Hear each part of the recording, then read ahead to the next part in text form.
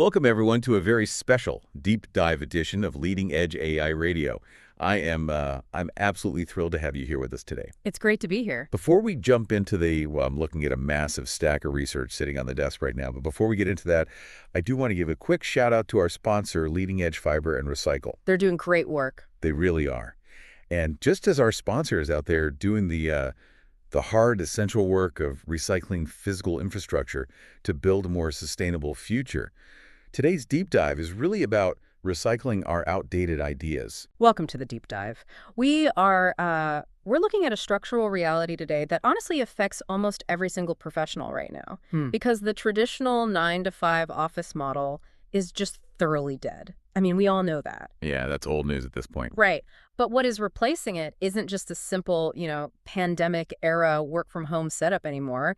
It has morphed into this wild, rapidly evolving mix of deep AI integration. Truly asynchronous collaboration. Yes, exactly. And underneath all of that, a desperate need for genuine human connection.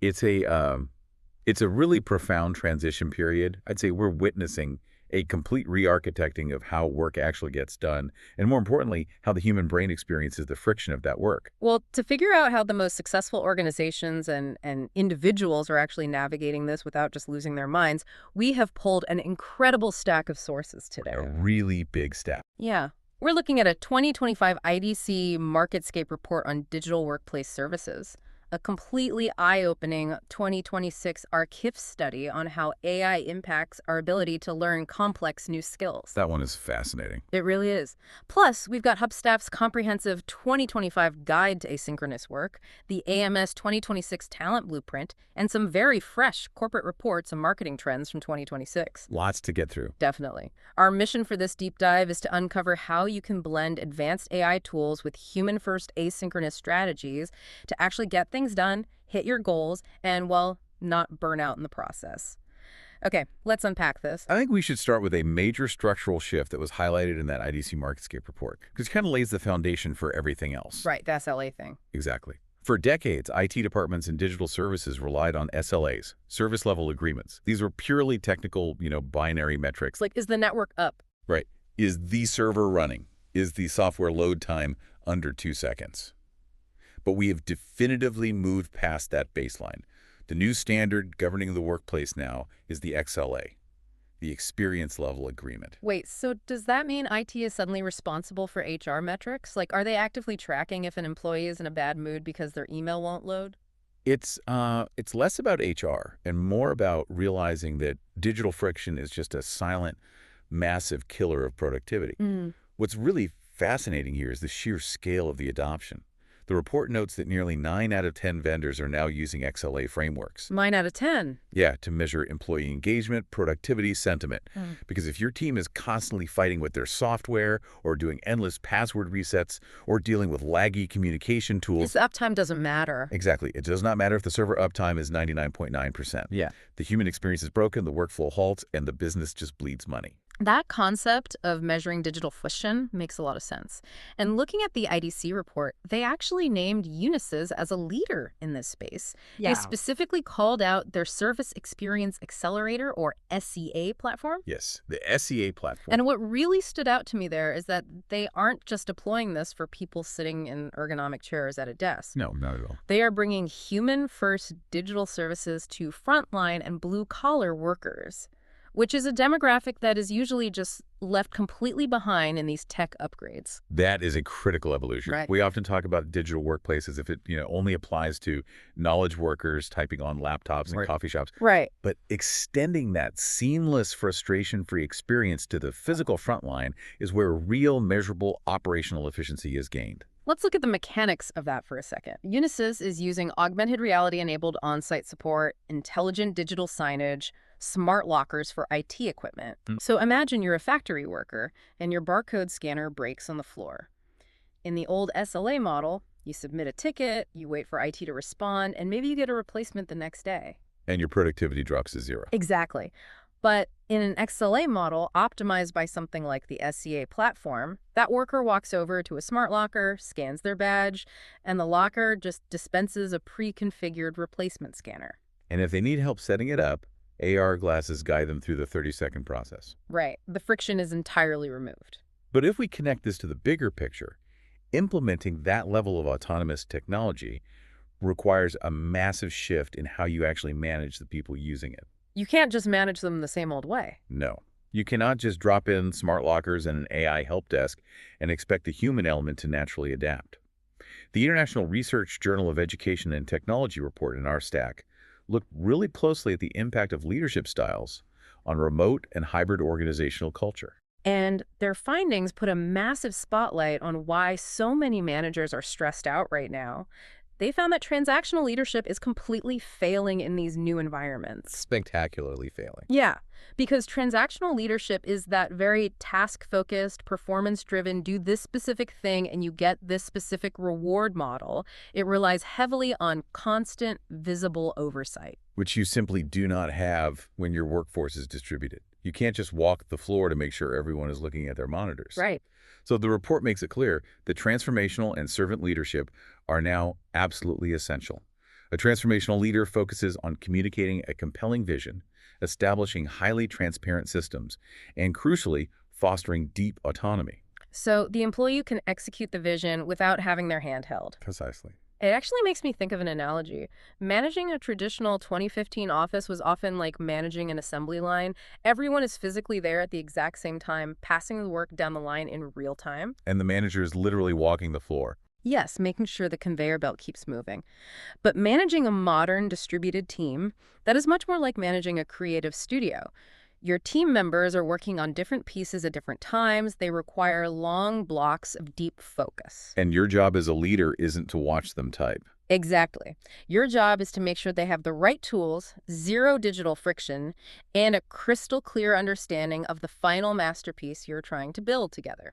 That autonomy you just mentioned is the perfect bridge to the next major component of the 2026 workplace, the true mastery of asynchronous work. Let's get into the Hubstaff report. Yeah, the Hubstaff report points out a staggering statistic that really frames this entire discussion. 47% of people now state they are more likely to put family and personal life over work than they were before the pandemic. 47%. That is a fundamental societal shift in priorities. People are demanding their time back. They really are.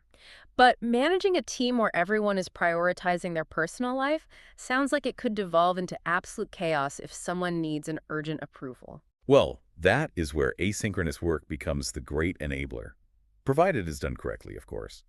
It's important to clarify that async is not just a synonym for working from home. Right, because working from home can still mean sitting on video calls for 8 straight hours. Exactly, and completely burning out. True asynchronous work is untethering from simultaneous, location-bound efforts. It means you don't all have to be online at the exact same moment to move a project forward. The Hubstaff report shared some incredible real-world examples of the payoff here. Oh, I loved the examples. Yeah, like Tiago Santos. He's a software engineer who uses async work to travel home to Portugal for months at a time, specifically because he misses the cuisine and his extended family. And he manages to do this without his productivity dropping at all. Not one bit.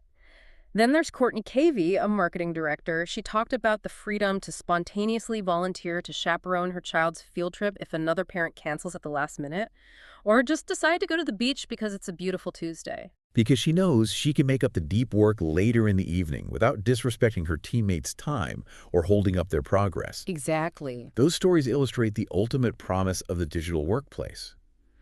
But, and this is a structural necessity, that level of freedom requires incredibly robust systems and tooling. You can't just wing it. No, you cannot have that kind of spontaneity if your daily operations rely on constant, real-time verbal check-ins or quick tap-on-the-shoulder approvals. So how do these teams actually function without that quick 10-minute sync call? The report highlights some very specific tech stacks. You need tools designed specifically for nonlinear collaboration. Figma is a prime example for design teams. Right. It allows multiple people to build in the cloud over different time zones without ever running into version control conflicts. Then there is Yak, which is a platform entirely built around pre-recorded voice meetings. I found the philosophy behind Yak really compelling. Tyler Selhorn, their head of customer experience, explained that they actively prioritize voice messaging over text messaging and screen sharing over live video conferencing. Because it solves a massive communication gap. Text can lack nuance, And live video requires simultaneous scheduling. Yeah. By sending a pre-recorded screen share where you are verbally walking through a document, you give your colleague the rich context of a meeting. But they can consume it at 2x speed 4 hours later when it fits their focus schedule. Exactly.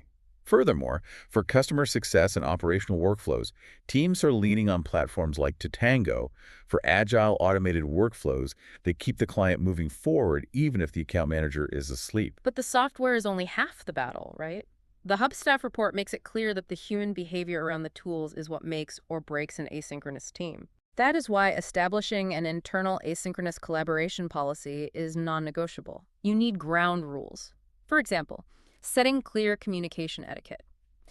If the unwritten rule in your company is that you must reply to a Slack message within 5 minutes. You are not working asynchronously. No, you are just working in a very stressful, text-based panopticon. Which raises an important question about how we handle the concept of time and accountability, specifically regarding deadlines. How does that change? When you transition to async, you have to fundamentally redefine project expectations. Because you no longer have that real-time safety net to catch a misunderstanding or a delay instantly, you often need to move internal deadlines up to create a structural buffer. Makes sense. Or you deliberately design deadlines to be flexible, focusing on output quality rather than an arbitrary timestamp delivery. The biggest mindset shift the Hub staff report mentions for employees is cultivating a culture where the absolute guiding mantra is to always default to action. Default to action. Yeah. In an async environment, you can't sit around waiting for your boss to log on and give you permission to take the next step. Right. It is better to jump in, try to solve the problem based on the context you have, and maybe make a small mistake. Rather than completely stall a project for a full day because nobody was online to hold your hand. And default to action requires immense psychological safety.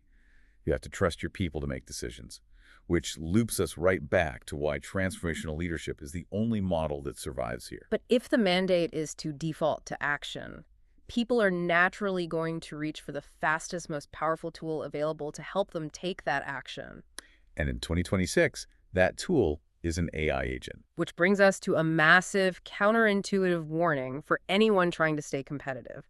Here's where it gets really interesting. The intersection of artificial intelligence and human skill formation. Exactly. This is perhaps the most crucial dynamic we need to understand about the modern workplace. To set the stage, the 2026 corporate trend reports note that this is the year agentic workflows are fully taking over. For anyone used to just chatting with a standard language model, an agentic workflow is completely different. Right, you don't just ask the AI a question, you give it a broad goal, and it independently uses other software tools, like sending emails, querying your database, or writing and testing code. To achieve that goal without your supervision. Exactly. We are talking about platforms like NEN, GPT Agent Kit, and Google's Opal. People are building entire autonomous AI support teams. The theoretical productivity gains are staggering. But there is a massive catch regarding human capability, detailed in a highly revealing 2026 study published on Archive. Yeah, the researchers set out to understand how relying on these advanced AI assistants impacts a person's ability to actually learn complex new concepts. They conducted randomized experiments with software developers who were tasked with learning a new, notoriously difficult asynchronous Python programming library called Trio. So half the developers had access to an advanced AI coding assistant, and half did not. And you would naturally assume the AI group learned faster and grasped the concepts better.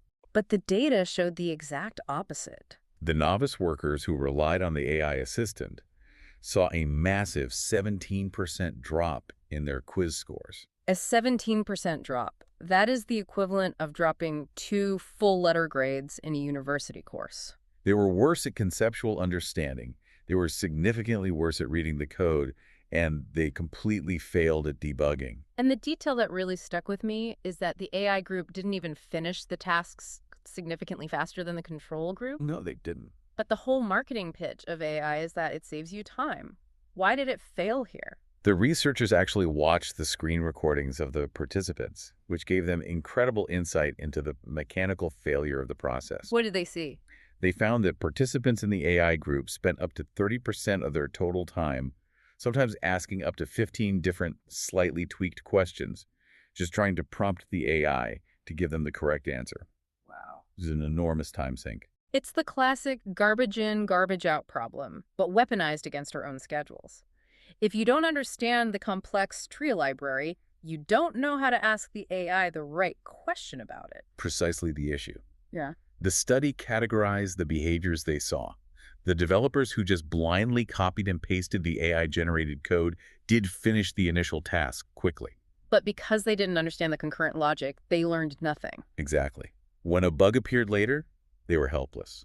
On the other hand, the control group, the ones without AI, learned the material deeply. Because they were forced to encounter errors, read the documentation, and resolve the logic independently. The friction of learning was the very mechanism that built their competence. So if you're managing a team right now, or trying to upskill yourself, what does this actually mean for your day-to-day? How do you use AI to boost your productivity without outsourcing your own brain and making yourself obsolete? The study identified the solutions for that too. Out of 6 common AI interaction patterns they observed, 3 of them actually preserved the user's learning outcomes. The dividing line was a concept psychologists call cognitive engagement. Meaning you can't treat the AI like a drive-through window where you place an order and the finished work is handed to you. The successful learners use the AI for conceptual inquiry, meaning they ask the AI to explain the underlying principles of the code rather than asking it to write the code itself. Right. They also used iterative AI debugging, using the AI as a sounding board to bounce hypotheses off of when trying to find an error, rather than pasting the error log and saying, "Fix this for me." It's the difference between using a calculator to check your complex math and using a calculator because you never bothered to learn how addition works. Exactly. If you maintain your cognitive engagement, AI is the greatest tutor in human history. If you delegate the thinking, it actively depletes your skills. And preserving those human skills is vital because the workplace is rapidly changing how it values talent. The AMS 2026 Talent Blueprint addresses this head-on. People are rightfully anxious about job security as agentic workflows take over. Oh, for sure. But the blueprint shows that growth-minded organizations are not simply firing humans and replacing them with bots. They're restructuring to create entirely new hybrid roles. As routine execution is automated away, the premium value shifts entirely to the strategic management, emotional intelligence, and ethical oversight of that automation. So we're seeing the rise of dedicated roles like the AI talent operations lead. Yes. The blueprint also stresses the necessity of an enterprise skills cloud. An enterprise skills cloud. Instead of a static HR resume file, organizations are building dynamic databases that map out exactly what human intelligence, critical thinking, and specific context they possess internally. Right, and explicitly planning where that human nuance needs to intersect with artificial intelligence. A massive part of that intersection is ethics, responsibility, and legal compliance. We actually have a brilliant case study of this from the Freshfields Responsible Business 2025 report. They are a major global law firm, and to handle this shift, they appointed over 250 learning champions globally to figure out how to deploy AI responsibly. But their advisory work with SOS Humanity is where the theory hits reality. Yeah, let's talk about that. SOS Humanity operates a search and rescue vessel in the Mediterranean Sea. They wanted to deploy an AI-enabled camera system called SARCAM. SARCAM, to detect vessels in distress, especially at night or at long ranges where human lookouts struggle. Exactly. Now, from a pure technology standpoint, that sounds like a massive win. AI scanning the horizon to save lives. But when you look at the mechanics, it is incredibly complex legally and ethically. You have high-powered cameras recording highly vulnerable people, migrants fleeing persecution, right at the maritime borders of Europe. If that footage runs 24/7, you are creating a massive surveillance dragnet. A total GDPR nightmare. Which is exactly where human expertise becomes irreplaceable. Freshfields advised SOS Humanity on how to build strict, ethical guardrails around this AI. They implemented data minimization by design. So instead of continuous recording, they used event-based recording. Right.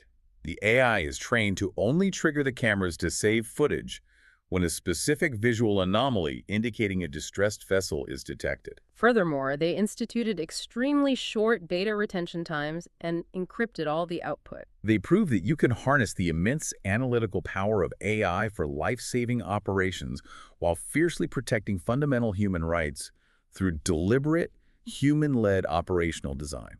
The AI provides the raw capability, but the humans provide the conscience, the legal context, and the boundaries. It's a perfect synergy. And this dynamic brings us perfectly to a brilliant insight from a marketing trend report we pulled, featuring predictions from 42 industry experts. One of the founders, Claire McDermott, noted that 2026 is the year these agentic workflows finally come together to execute complex tasks. But another huge insight from the Content Marketing Institute in that same report highlights the severe blowback of all this automation. Right now, digital channels are completely flooded with what they literally call AI-generated drivel. Drivel. It is the inevitable economic consequence of making content creation and basic task execution effectively free and instant. The sheer volume of digital noise has skyrocketed, Because everyone has access to the exact same foundational AI models.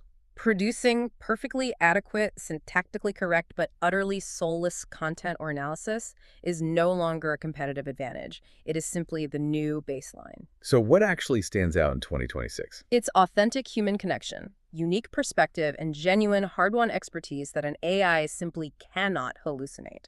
If we synthesize everything we've pulled from these sources today, Okay. a very clear architectural picture emerges. Let's hear it. The future of work is not simply about buying the most expensive AI software or letting everyone work asynchronously from a beach. It is much more deliberate. Right. It's about designing a digital workplace that actively measures and removes human friction, transitioning from cold SLAs to empathetic XLAs. It's about embracing the freedom of asynchronous work by fostering a high-trust culture that defaults to action. And crucially, it's about utilizing AI as a tool for cognitive engagement, a sounding board that challenges you, rather than a shortcut that ultimately erodes your own capabilities. So what does this all mean for you? We've talked about how the enterprise landscape is shifting and how you need to protect your cognitive engagement. But I want to leave you with a final provocative thought to mull over as you navigate this week. Let's hear it. If the marketing reports are right, an authentic, hard-won human connection is our only remaining competitive advantage in an AI-flooded world, how do we actually preserve that advantage when we are forced to log off, go fully asynchronous, and only communicate with our teams through pre-recorded voice memos and Slack updates? That's the real paradox. As we strip away the friction of real-time collaboration to gain our personal time back, are we inadvertently engineering the human connection right out of our day-to-day lives? This raises an important question about balance.